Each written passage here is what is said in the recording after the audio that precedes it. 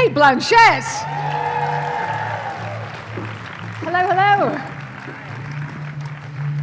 So you've just been watching that again for the first time in a while? Yes, since it came out. I haven't seen it. Oh, wait. Can we get the mic up?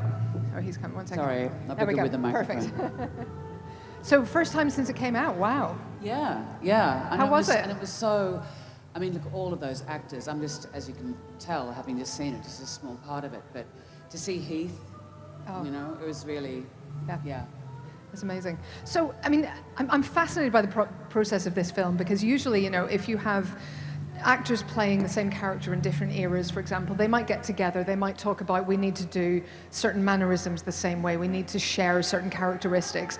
And I feel like in this film, it was almost the opposite of that. You almost want to be presenting completely separate, completely distinct characters that have a very thin through line of Dylan-iness in different eras. Yeah. Is that right? I mean, because it was all about identity avoidance, really, and the way Todd started, I think, with all of us, is he provided us all with a mood board and a playlist, and so there was a particular rhythm that you were going in, but none of us discussed it at all, really. Wow. Yeah. But you were on set at the same time? Oh, hello. No, there was a bit of overlap, right, but not really. Yeah. I mean, it was so fast and furious and low budget, and so, I mean, the film kept falling apart every second Wednesday. I think we all got paid 10 grand, and we all had to put the 10 grand back in to keep the film going. So it was literally get in and get out. Yeah. But yeah, it was incredibly memorable. Yeah. I think it was just, there's something about the way Todd works. I don't know if you've, I don't even know it's possible to see because the estate didn't give the rights to have, for him to use the music, but his student film was the Karen Carpenter story done with Barbie dolls. And there's something, you know, so still in the greatest possible way of him being a student filmmaker. And I think he thrives on that. He's able to harness that chaos. Yeah. Sorry, I think that was me. So you're the first Dylan whose face we see, which I'd forgotten until I rewatched this last week. Yeah. And you're kind of, I guess, for a lot of people, the most kind of recognizably Dylan-y Dylan. Is that how it feels to you? I don't know. Did you have to go back and watch a lot of, you know, archival footage and stuff from the time? It was fantastic actually because we got all the outtakes from the Penny Baker documentary, and I was making a film about Elizabeth I. Yes. And losing weight and watching. You know, all of these Bob Dylan clips, these interface with the press, which was so inspiring and so elliptical and strange and poetic. And then I literally stepped off the set of that on a Saturday morning and then flew to Montreal and started filming on the Monday. Oh my God. So I literally, you know, I sort of was semi-conscious, I think, making the thing. That's probably about right. But yeah, I think to your point, that silhouette is so recognizable that in a way you couldn't. The only way to do it was have a woman in there, because then you're actually saying, this is not what you think, this is not who it is, and it puts it one step away from risking imitation, I think. Yeah, gives you that slight remove so you can kind of comment. Yeah, no, it does, I think. So, by the way, I am going to open out to questions from the floor, so please do, you know, get your thinking caps on, get your thoughts in order. Or don't. Or don't, yeah. But, I mean, I think I read somewhere that you persuaded Haynes to cut a kind of hallucinatory scene for your character. Did you have a lot of input like that into your role and sort of a lot of conversations about what you guys were doing together?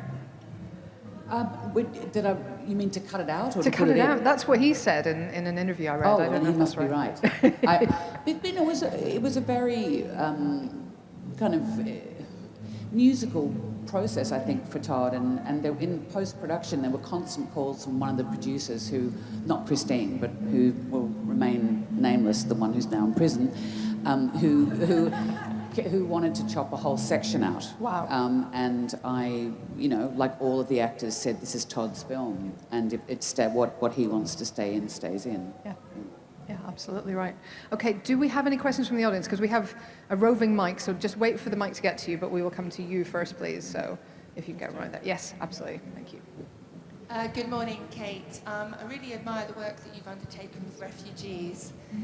Here. Hi. Hi. I really admire the work that you've undertaken with refugees.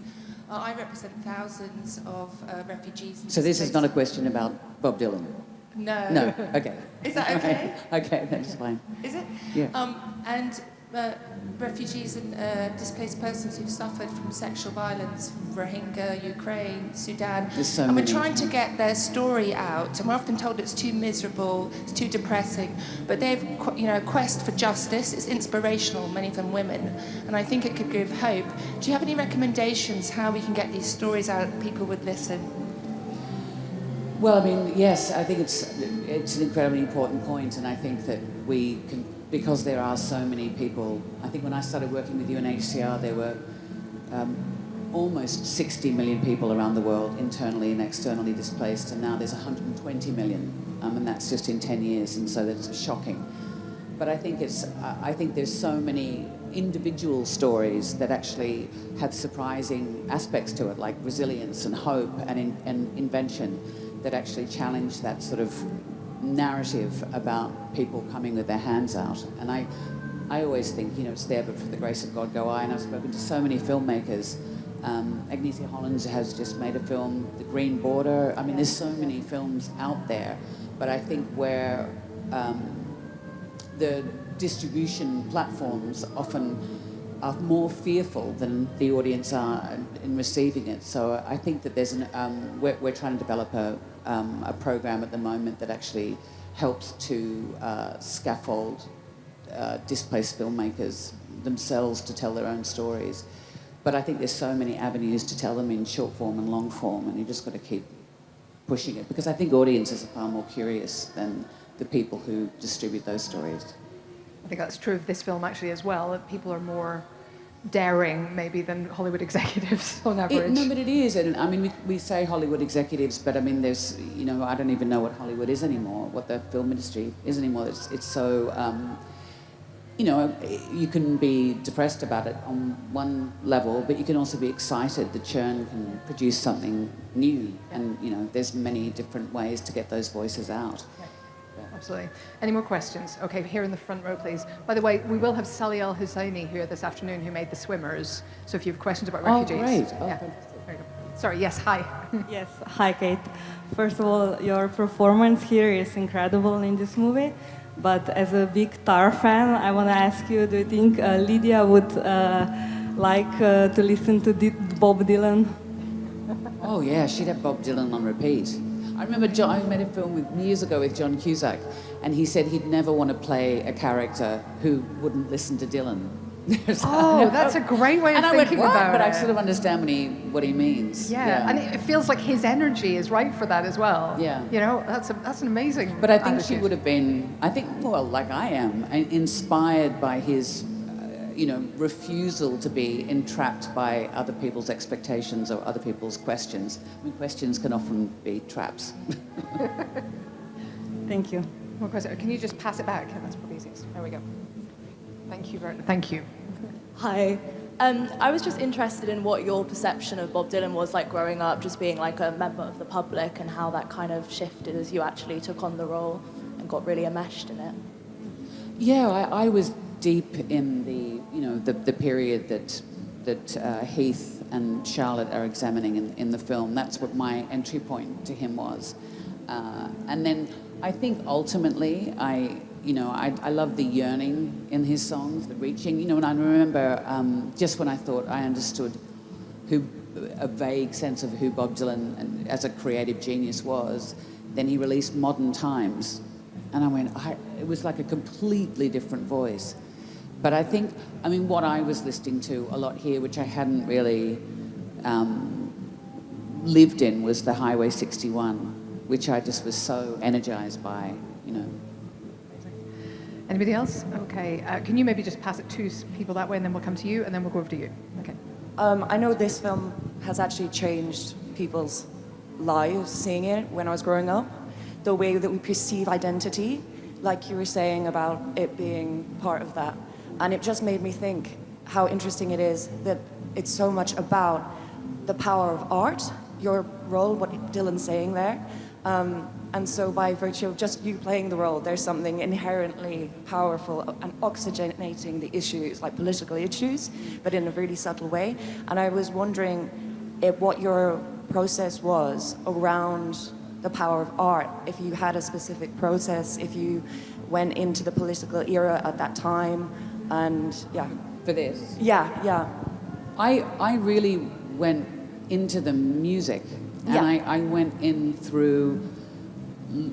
I found what was in the documentary that charts his tour in '66 was one narrative, but then you see the outtakes, and it's another narrative entirely, and so you're watching the command and the playfulness in front of the press, but then the outtakes are all about the cost and the mental collapse. And so you knew somewhere between those 2 or 3 or 5 narratives there's truth. And I think something that I find not frustrating, but you anything one says about the work or the world is just, it suddenly, amusing can become a manifesto when it's actually not. And what I love about the way Todd works, and what I'm so inspired by Bob Dylan's work, and I think this film really speaks to it, is that artists have to make their own rules, and artists must be inconsistent. And we don't want that inconsistency from our political leaders, but they also have to be able to change their mind, because the world is, as we know, goes without saying, it's immensely complex. And I think that's what the film really, I really gravitated to, in an incredibly explosive political era that gave birth to so many narratives that we're now unpacking. He was asked to give incredibly simple responses, when in fact he was just throwing a stone into the pool, and it's not his job to interpret it or to be responsible for it, in a lot of ways. I don't know if that answers your question. Can you just pass it back to the lady in the Cate Blanchett t-shirt? Thank you. Hi. Sorry, I'm kind of crying because I'm really happy. Do you mind if I ask a question about Carol? Yeah. Okay. So, do you know in The Price of Salt, it's obviously from Therese's perspective, and at the end, it says like Carol waves to Therese in a way that Therese doesn't recognise. Doesn't recognise. Yeah, but in a film, it's more of a like stare, and I think it like changes kind of the tone of the ending. And I was just wondering, maybe Todd decided that, but yeah, was that like intentional? You mean when Therese comes and finds, in the film, when she comes and finds her in the restaurant? Yeah, and she doesn't wave, it's more like a gorgeous stare. Yeah. I think one of the hardest things to achieve in film is something that is many things at once, that is ambiguous. And none of us wanted to say what was going to happen next, but it had to be a complicated, ambiguous, open-ended moment. So, I mean, it's interesting you say that, and then I've had other people say that they felt it was a moment of deep connection, and, so hopefully it's all of those things. Yeah, I thought the film ended like on a more positive note than the book, but that's just my thing. Yeah, but you've got to remember when the book... But I liked it. No, but when the book came out, it was the first piece of fiction. I mean, lesbians didn't even exist. It wasn't even worth prosecuting. Being a lesbian wasn't even illegal.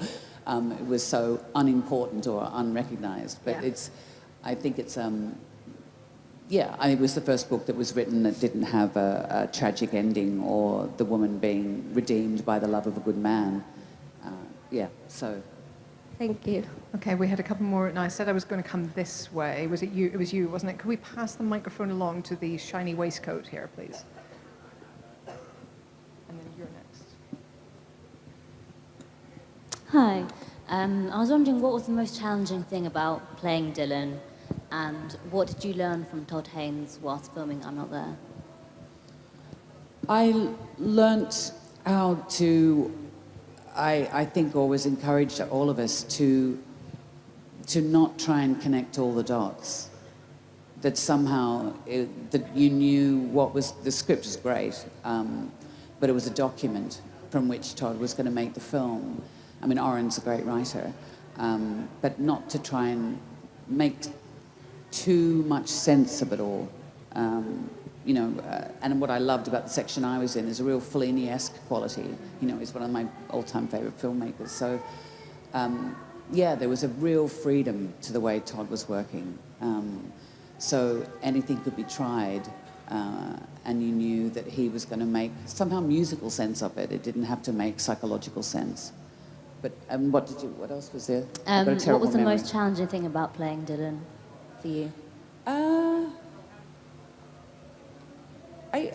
I felt liberated, actually, simply because I wasn't male, and so I felt incredibly free. I mean, I said to I don't play the guitar, and so I had to learn a bit. And my husband said, "Don't worry." At that point, Bob was barely playing the guitar, so so he liberated me from that fear. But it's always the way. It's like when you are playing someone who's a musician or someone who's a painter, like it's always that moment. There's a little bit with Charlotte, and she does it so well. She's got that focus of a painter, but I'm always like, please don't turn the canvas round. I don't want to see, because I know you're not a painter. But I think because I wasn't even male, there was a kind of, once removed from the man himself, as all the characters were. And you knew that somehow it was a group mind or a group playing of that person, because he is so deliberately and eternally elusive. And I think that's why we keep seeking him, Okay, can you pass it back diagonally to the lady in the biker jacket, please, who had her hand up first? Hi, Kate. Really Hi. enjoyed the movie. Do you think you would ever take the challenge again of playing a man in the future? And also, do you think Hollywood should be throwing the rule book out in terms of who plays who when it comes to casting, whether it's colourblind casting or gender-based roles? That we should throw out the rule book. Yeah. I didn't know that there was one, except that a lot of people have been excluded from our screens in the mainstream for a long time.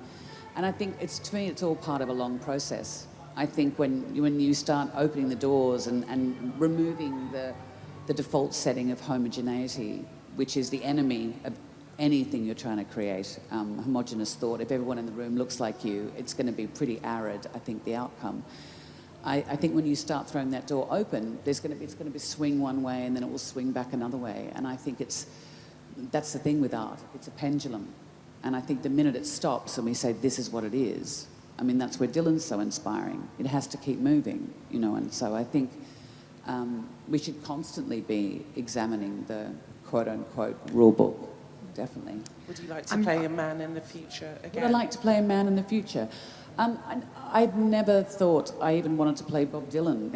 It was even on the cards. So it's always the ask of a director.